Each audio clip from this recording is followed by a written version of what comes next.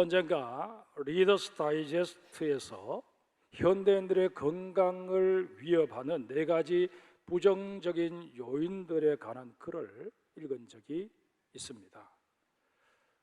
그 요인들 첫 번째가 건강에 대한 지나친 염려이고, 두 번째가 과식이었습니다. 세 번째는 과로이고, 네 번째는 마음속에 분노를 품고 사는 것이었습니다. 오늘은 이 분노와 관련해서 우리 주님께서 말씀하시는 사랑과 용서에 대해 말씀을 듣고자 합니다. 오늘 본문에 보면 예수님께서 타락한 인간 심성 속에서 심하게 왜곡되어 버린 인간관계 3가지를 요약해서 질책하고 계십니다. 먼저 형제에 대해서 노하는 자마다 심판을 받게 된다라고 질책하십니다. 두 번째는 형제에게 라가라고, 머리가 텅 빈 바보라고 무시하는 자는 유대의 최고 법정인 공회에 서게 될 것이라고 질책하십니다. 그리고 세 번째는 형제에게 미련한 놈이라고, 인격 모독적인 말을 하면 지옥불에 던져질 것이라고 질책하십니다. 그런데 이 3가지 질책은 따로 떨어져 있는 것이 아니라 다 연결되어 있습니다. 형제에 대한 분노가 무시하는 태도로 이어지게 되고, 무시하는 그 태도가 결국 모욕적인 은사로 이어지게 되고 만다는 것입니다. 이처럼 모든 잘못된 언행이 마음속에 자리한 분노에서 출발한다라고 보신 이 예수님의 견해는 그 당시 율법주의자들과는 상당한 차이가 있었습니다. 율법주의자들은 마음보다는 눈으로 확인할 수 있고 법으로 판단할 수 있는 드러난 결과를 중시했습니다. 따라서 율법적인 기준에서는 그 마음이야 어떠하든 간에 드러난 결과가 선하면 얼마든지 옳다, 의롭다 인정해 줄 수 있었습니다. 이런 까닭에 율법주의자들은 마음에 분을 가득 품고 있으면서도 겉으로는 사람들의 눈을 의식해서 온화한 미소를 짓는 표리부동한 모습을 보이곤 했습니다. 이런 사실을 간파한 예수님께서는 그들을 향해 겉모습만 친장하는 외식주의자라고, 해칠한 무덤같이 속에는 썩어 냄새나는 시체를 담고 있으면서도 겉만 번지르한 자들이라고 신랄하게 책망하셨습니다. 여러분, 하나님을 사랑하는 것하고 형제를 사랑하는 것하고 별개의 문제가 아닙니다.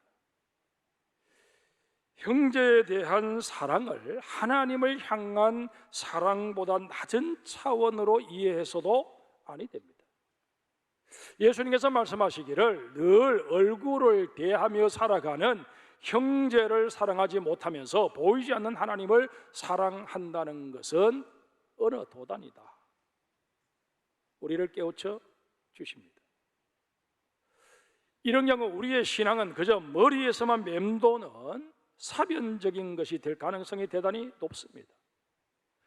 주님께서는 세상에서 보잘것없는 존재, 그래서 우리의 눈여김을 받지 못하고 별로 사랑할 이유를 찾을 수 없는 존재를 사랑하는 것, 이것이 바로 하나님을 사랑하는 것이라고 말씀하십니다. 예수님께서는 특별히 우리에게 고아와 가부와 나그네를 위하라고, 그들에게 선을 베풀라고 가르쳐 주십니다. 그 당시 유대 사회에서 이 부류에 속한 사람들은 작은 자, 소자로 여겨졌을 뿐만 아니라 그런 사람들에게는 사랑을 베풀어도 보상을 받을 수 있는 기회가 거의 없었기 때문입니다. 이사야 53장에 보면 이 땅에 오신 예수님을 연한 순 같고 마른 땅에서 나온 뿌리 같아서 고운 모양도 없고 풍채도 없은즉 우리가 보기에 흠모할 만한 아름다운 것이 없도다 라고 묘사합니다. 한번 생각해 보세요. 예수님께서 이 땅에 오실 때 누구나 다 눈여겨 볼 만하고 귀하게 여길 만한 그런 모습으로 왕궁의 왕자로 그렇게 태어나셨다면 그 당시 사람들이 예수님을 존경하고 그의 가르침을 받아들이지 못할 이유가 없었을 것입니다. 그러나 예수님은 그런 모습으로 오시지 않으셨습니다. 누구의 이목도 끌 수 없는 정도가 아니라 아예 무시와 냉대를 받기에 딱 좋은 천한 직업을 가지고 있는 목수의 아들로 태어나셨습니다. 예수님께서는 스스로 이런 낮고 천한 모습으로 이 땅에 오심으로 우리에게 분명한 메시지를 던지고 계십니다. 사람의 외모를 보지 말고 또 사람의 그 갖춘 어떤 외적인 것을 보지 말고 사람 그 자체를 보라는 것입니다. 그가 하나님의 형상을 갖추고 있는 하나님의 피조물이라는 그 사실 하나에 모든 초점을 맞추라는 것입니다. 내 눈에 아무리 미미하게 보이는 존재라 할지라도, 내가 굳이 가까이 해야 할 필요가 없어 보이는 사람이라 할지라도 그를 귀하게 여기고 사랑할 수 있어야 한다 하는 것이 성경을 통해서 우리에게 주시는 하나님의 분명한 메시지입니다. 여러분, 형제 사랑이라고 하는 것 일주일에 한 번 이렇게 예배당에 나와서 서로 만나 미소 짓고 악수하는 수준이 아닙니다.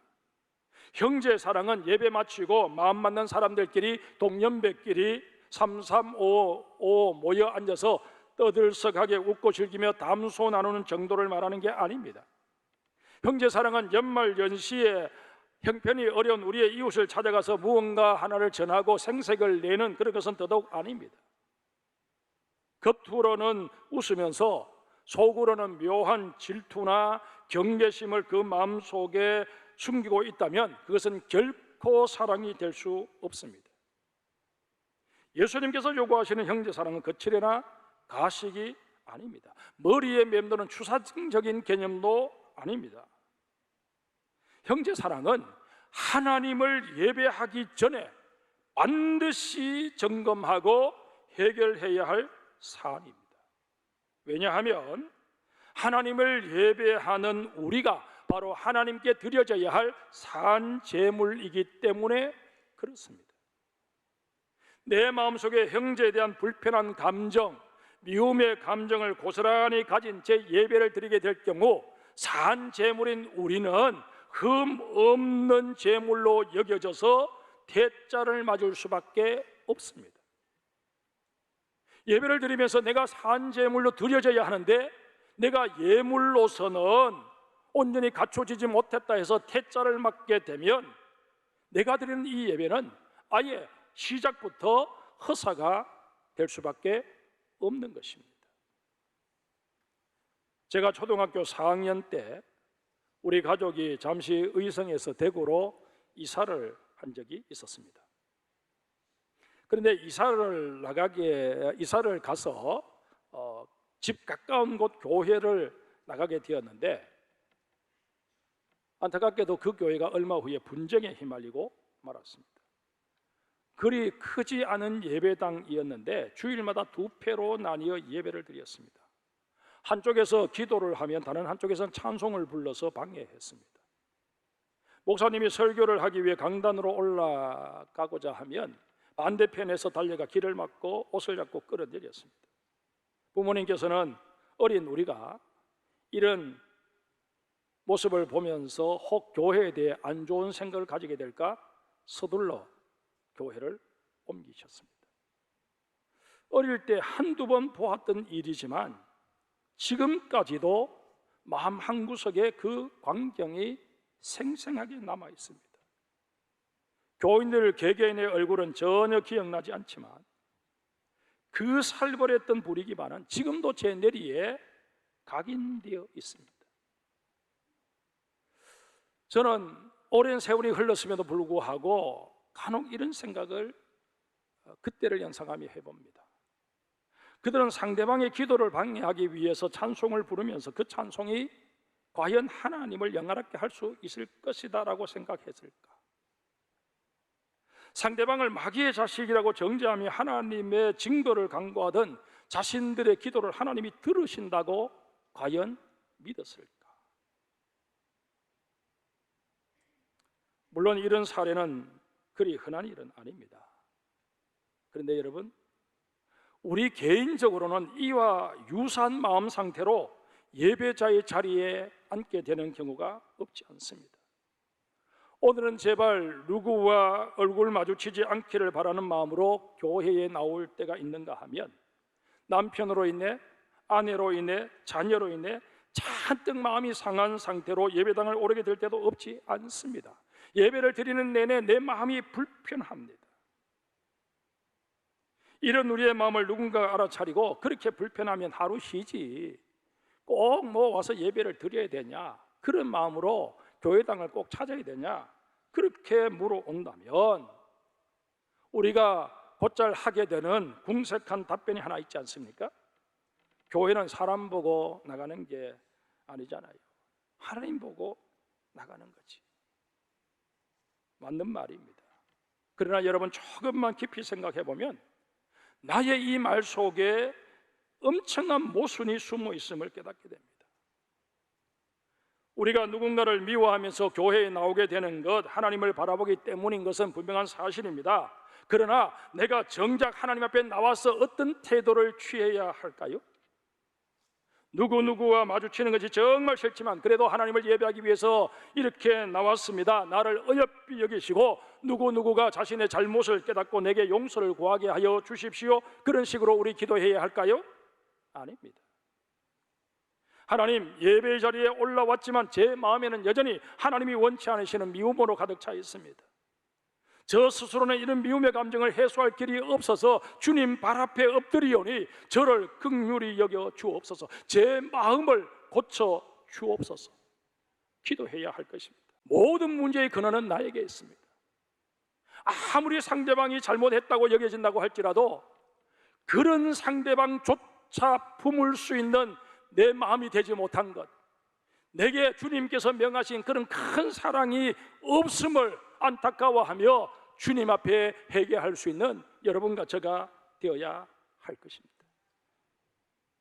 주님께서는 오늘 본문을 통해 다시 한번 이런 우리들에게 도전하여 주십니다. 이제 주님께서 뭐라고 말씀하시는지 우리 주님의 말씀에 귀를 한번 기울여 보십시다. 첫 번째로, 주님께서는 예배의 선결 조건으로 형제와의 화해를 말씀하십니다. 23절, 24절 제가 다시 읽겠습니다. 예수님께서 말씀하십니다. 그러므로 예물을 제단에 드리려다가 거기서 내 형제에게 원망 들을 만한 일이 있는 것이 생각나거든 예물을 제단 앞에 두고 먼저 가서 형제와 화목하고 그 후에 와서 예물을 드리라.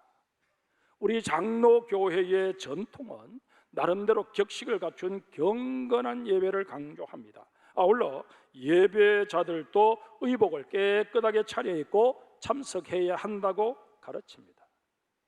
형식이 내용을 담는 그릇이라는 측면에서 본다면 의미 있는 가르침이라 여겨집니다.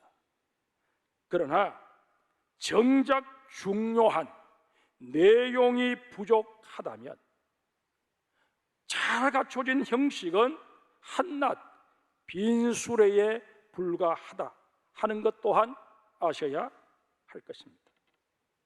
예수님께서는 바로 이 부분에 주목하십니다. 입으로는 하나님을 찬송하고 하나님의 사랑 운운하면서 그 마음속에는 누군가를 정죄하고 돌팔매질하고자 쌓아놓은 돌들로 가득 차 있다면 이건 하나님을 예배하는 자의 모습이 아니라는 것입니다. 돌밭에서는 말씀의 씨앗이 제대로 싹을 틔울 수가 없습니다. 싹을 틔운다 한들 뿌리가 깊지 못해서 이내 말라버립니다. 마음속에 잔뜩 쌓여있는 미움의 돌들을 제거하지 못하는 한 말씀을 뿌리는 자의 수고도 말씀을 듣는 자의 수고도 다 허사가 되고 말 것입니다. 그러기에 주님께서는 우리 마음 곳곳에 자리하고 있는 미움의 돌, 시기의 돌, 정죄의 돌 등등을 제거하는 일이 무엇보다도 성결되어야 한다고 말씀하십니다. 주님께서는 그 누구보다도 화해의 힘을 잘 알고 계십니다. 형제가 연합하는 그곳에 일어나는 하나님의 역사에 대해서도 누구보다도 정확히 알고 계십니다.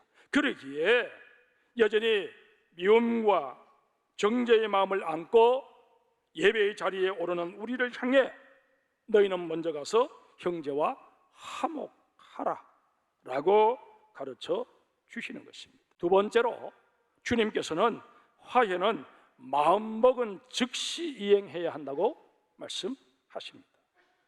25절을 제가 읽겠습니다. 너를 고발하는 자와 함께 길에 있을 때에 급히 사화하라. 그 고발하는 자가 너를 재판관에게 내어주고 재판관이 옥리에게 내어주어 옥에 가둘까 염려하라. 장은 오래 묵히면 묵힐수록 좋다고 하지 않습니까? 하지만 갈등은 오래 두면 둘수록 그 골이 깊어지는 법입니다. 오해도 오래 내버려 두면 둘수록 눈덩이처럼 커지기 마련입니다. 에베소 4장 26절에 분을 내어도 죄를 짓지 말며 해가 지도록 분을 품지 말라 라고 우리를 깨우쳐 주시는 이 말씀이 의미하는 바가 무엇인지 우리는 깊이 생각해야 할 것입니다. 내 마음속에 자리하고 있는 이 분이 자라게 되면 미움이 됩니다. 그 미움은 상대방에 대한 무시와 모욕적인 언사로 나타나게 되어 있습니다. 화해해야 할 일임에도 불구하고 화해하지 않고 묻어버려도 시간이 지나면 잊히는 듯 보일 수 있습니다. 그러나 여러분, 잊히는 것은 해결된 것이 아닙니다. 어떤 계기로든 다시 불거질 가능성이 없지 않습니다. 더 심각한 것은 우리가 하나님 앞에 서게 되었을 때 이 미처 해결하지 못한 갈등들은 하나님 앞에서 다 책망거리가 될 수밖에 없다 하는 사실을 유념하셔야 합니다. 우리는 무슨 일을 결심하게 되면 특별히 누군가와 내가 화해해야 되겠다 하는 그런 마음을 먹게 되었을 때 다음에 라는 말에 미혹되어 버리기 일쑤입니다. 오늘은 분위기가 아닌 것 같다. 다음에 하자. 그렇게 다음에 하다가 결국 화해하지 못하고 흐지부지 되는 경우가 허다합니다. 그런가 하면 다 지나간 일, 지금 와서 애써 들춰낼 필요가 어디 있나 그렇게 생각해버리고 아예 무시해버리기 일쑤입니다. 여러분, 이건 문제 해결의 방법이 아닙니다. 주님께서 말씀을 통해서든 어떤 형태로든 나에게 누군가와 화해하기를 도전하여 주실 때, 깨달음을 주실 때 우리는 급히 그와 화해할 수 있는 그런 결단을 내릴 수 있어야 할 것입니다. 그렇게 우리의 삶을 규모 있게 다듬어 가야 한다 하는 사실을 명심할 수 있기를 바랍니다. 세 번째로 주님께서는 화해하되 철저하게 해야 한다고 말씀하십니다. 본문 26절에 주님 말씀하십니다. 진실로 내게 이르노니 내가 한 푼이라도 남김이 없이 다 갚기 전에는 결코 거기서 나오지 못하리라. 여기서 한 푼으로 번역된 헬라어 언어가 톤 에스카톤 코드란텐입니다. 마지막 한 고드란트라는 뜻입니다. 고드란트는 당시 통용되던 화폐 중에 가장 작은 단위입니다. 따라서 이 주님의 말씀의 의미는 지극히 사소한 것 하나까지도 다 해소해야 한다는 것입니다. 간혹 보면 대수롭지 않다고 여겨서 그냥 넘어가 버리는 잘못들이 너무 많습니다. 항상 자기중심적으로 상대방은 나의 말 한마디로 인하여 엄청난 마음의 상처를 입고 힘들어하고 있는데 내 편에서는 별로 악의 없이 한 말이라는 그런 스스로의 판단하에 뭐 이것 가지고 이런 것까지 다 사과하면서 어떻게 사나 그렇게 생각하고 넘어가 버린다는 것입니다. 그런가 하면 사과를 해도 괜히 쑥스럽고 자신의 체면 생각해서 건성으로 형식적으로 하고 넘어가 버리는 그런 경우도 허다합니다. 이런 우리들에게 주님께서는 단 한 푼이라도 남김없이 다 갚기 전에는 결코 너는 옥에서 나오지 못하리라 라는 말씀으로 경고하고 계십니다. 내가 대수롭지 않다고 여기는 그것도 상대방에게는 큰 상처로 남아있을 수 있다는 것 유념해야 할 것입니다. 마태복음 5장 20절에 주님 분명히 말씀하십니다. 너희의 의가 서기관과 바리새인보다 더 낫지 못하면 결코 천국에 들어가지 못하리라. 우리 그리스도인들은 그저 은혜 속에 산다 그러면서 그냥 인생을 대충 살아서는 아니 됩니다. 정말 주님께서 베푸시는 은혜는 내가 아무렇게나 살아도 다 받아 누릴 수 있는 값싼 은혜이냐 그렇게 생각해서는 아니 된다는 것입니다. 주님께서는 우리의 매사를 깔끔하게 정리하며 살기를 원하십니다. 만에 하나라도 내가 누군가에 상처 준 것이 있으면 기꺼이 화해하고 사과하고 용서를 구하고 그렇게 인생을 꾸려가라고 말씀하십니다. 부부지간에도 마찬가지고 가까운 성도지간에도 마찬가지입니다. 나는 농담으로 한 말인데 상대방이 그로 인해서 마음의 상처를 입었다면 기꺼이 사과할 수 있는 그런 우리들이 되어야 할 것입니다. 그 사람이 별나다 그런 말씀은 해서는 결코 아니 될 것입니다. 불치 빈혈증에 걸린 한 소녀가 있었습니다. 이 병은 그때까지 개발된 약으로는 도저히 치료될 수 없는 그런 병이었습니다.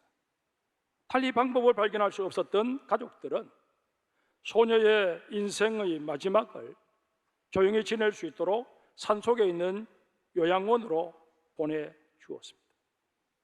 그런데 얼마 후 정기 혈액 검사에서 아무런 이상이 없다는 판정이 나온 것입니다. 얼마 전까지만 해도 심각한 상태였는데 어떻게 이럴 수 있을까? 의사들이 도무지 믿기지 않아서 그 원인을 추적 조사하기 시작했습니다. 그 결과 중요한 사실 하나를 발견하게 되었습니다. 이 소녀는 그동안 자신과 자기 가족들을 제대로 돌보지 않는 아버지에 대해서 증오심을 가지고 살고 있었습니다. 근데 막상 인생의 막바지에 이르게 되자 왠지 모르게 아버지를 용서하고 싶다는 생각이 든 것입니다. 그래서 날마다 요양원 한쪽 자리에 있는 기도실로 가서 아버지를 용서하게 해달라고, 내가 주님 앞에 섰을 때 내 마음에 아버지에 대한 미움의 흔적이 다 지워져 있게 해달라고 기도한 것입니다. 근데 놀랍게도 그 기도를 통해 소녀의 마음이 치유되기 시작했고 그로 인해 육신의 병도 호전된 것입니다. 성도 여러분, 내가 누군가를 용서하고 화해의 손을 내미는 것, 그를 위한 일이기 이전에 나 자신을 위한 일임을 깨달아 아셔야 할 것입니다. 하나님께서는 오늘도 우리에게 용서와 화해를 명하십니다. 그런데 하나님께서는 내 마음에 미워하고 있는 그 누구를 위해서 그 명령을 하시는 것이 아니라 그를 미워하며 힘들어하고 있는, 스스로를 병들게 만들어가고 있는 나 자신을 위해서 하나님이 그 명령을 하고 계신다는 것입니다. 사랑하라 하신 이 주님의 명령 앞에 우리 모두 아멘하며, 정말 주님 나를 너무너무 사랑하셔서 나에게 이 명령을 주시니 감사합니다. 이제 주님의 명령 따라 사랑하며 살겠습니다. 화해하며 살겠습니다. 내 마음속에 정말 주님이 원치 않는 그런 감정들 다 주님 앞에 내어놓으며 그렇게 살겠습니다. 고백하는 우리 모두가 되어야 할 것입니다.